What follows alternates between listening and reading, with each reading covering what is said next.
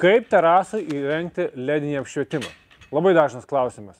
Dabar kaip tik sėdžiant terasos, kurioje būtent numatyta ir padaryta. Tai yra milbordo lenta ir ledas būtent tik įfrezuotas, įdėtas šitoj vietoj.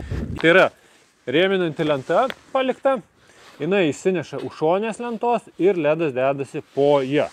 Tai yra kaip realizuota. Tai yra milbordo lenta, jinai yra 32 mm aukščio. Tai reiškia, aš erdvės turiu įsifrezuoti. Aš imu patį mažiausią, patį siauriausią, tai yra 12x6 LED profilį. Išfrezavau, įleidu, taip, ir jis yra paruoštas. Čia išsiveda laidai kampuose ir man belieka įdėti juostą ir sujungus turėti apšvietimą.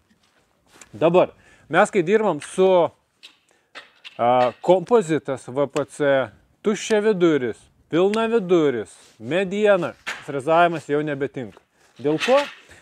Pavyzdžiui, mediena yra pušinė lenta 28 mm, bet įfrezavus, jinai vis tiek vaikšto, deformuojasi ir tas ledas, pačiam krašte įfrezuotas gali būti, kad ta lenta išsižios, įsiraitysis, deformuos.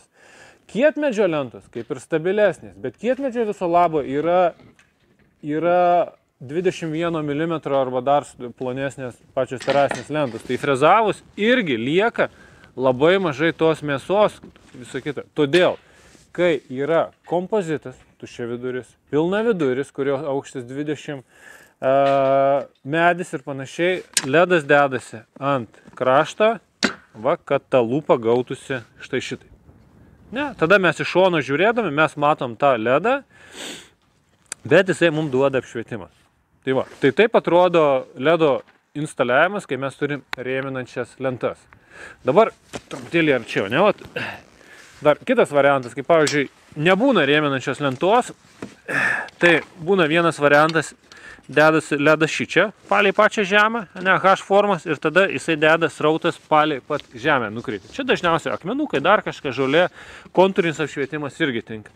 Kitas variantas, kai mes turim terasą ir, pavyzdžiui, aukštis, daugiau apie 18-20, tada darom tą mūsų šešėlinį įleidimą ir pats ledas montuojasi būtent čia, iš apačios nukreipiamas. Čia. Ne? Tai ledas tada iš čia kreipia žemyn ir yra šitoj vietoj. Tik tai, kai ledas jau dedasi iš viršaus į apačią, labai svarbu, kad šita lenta būtų nesusibangavusi.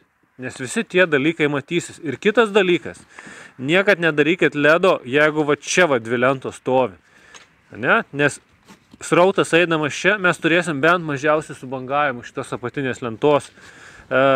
Šitos apatinės lentos subangavimas. Viršutinės atžvilgių mes turėsim šešėlius nevienodą srautą. Tai iš principo LED apšvietimas rekomenduoju tik tai, kai mes turim vienos lentos aukštį arba mes, kaip sakau, kišam į šešėlinę zoną.